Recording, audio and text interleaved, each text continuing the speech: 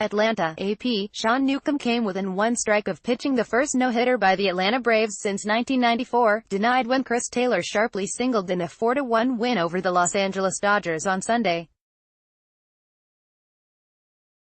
Newcomb had a 2-2 count with 2 outs in the ninth inning when Taylor hit a hard grounder beyond the reach of diving third baseman Johan Camargo.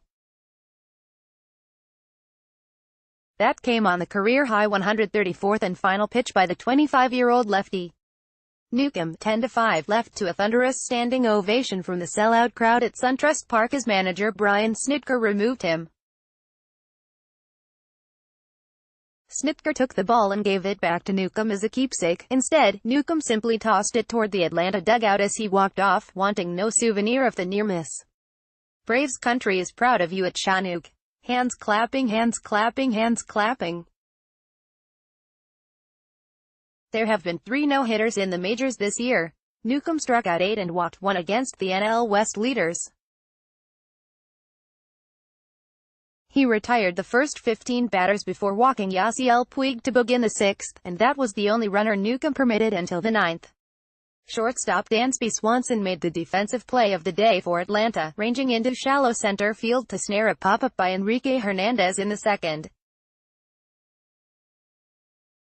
A first-round draft pick of the Los Angeles Angels in 2014, Newcomb was traded to Atlanta after the 2015 season in a deal for shortstop Andrelton Simmons. Newcomb had previously pitched a no-hitter, a 7-inning performance for the University of Hartford.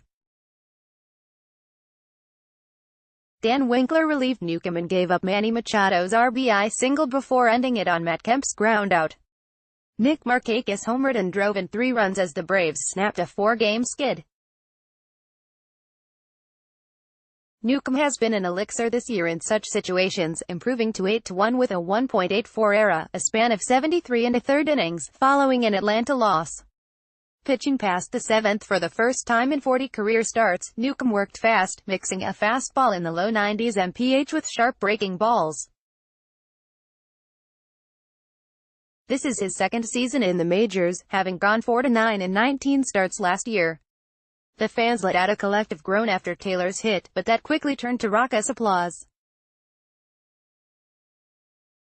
Snitker popped out of the dugout as soon as Taylor touched first, took the ball from Newcomb and congratulated him. After tossing aside the ball, Newcomb smiled and tipped his cap as he walked to the dugout to high-five and hug his teammates. Newcomb was staked to a 2-0 lead in the first on doubles by Markakis and Kurt Suzuki and kept the Dodgers off balance all afternoon. Markakis, the NL leader in hits and multi-hit games, made it 4-0 in the third with his 11th homer.